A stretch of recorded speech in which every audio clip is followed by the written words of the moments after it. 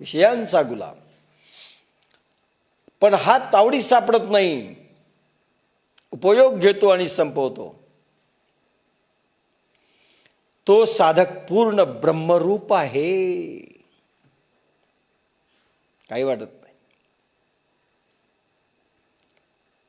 हे अर्जुनाला देखील भगवान, मी म्हणालो तो उदाहरण सांगावं वाटायले.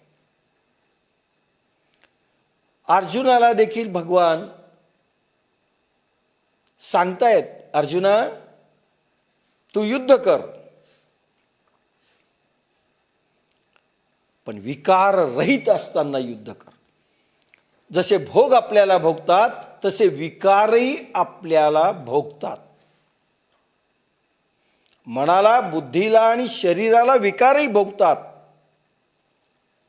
विकार कोणते? राग, द्वेष, लोभ, मद, मोह, मत्सर. युद्ध करायला अर्जुनाला सांगितलंय,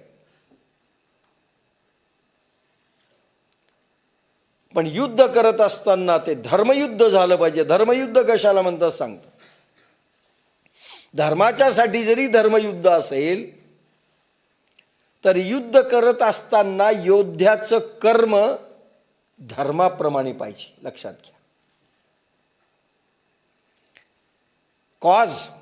कॉज जरी धर्म असेल, उद्देश जरी धर्म असेल, रिझन जरी धर्म असेल, धर्माची प्रतिष्ठापना असेल, तरी योद्ध्याचं कर्म हे धर्म झालं पाहिजे, तर ते धर्मयुद्धाला पूरक होतं.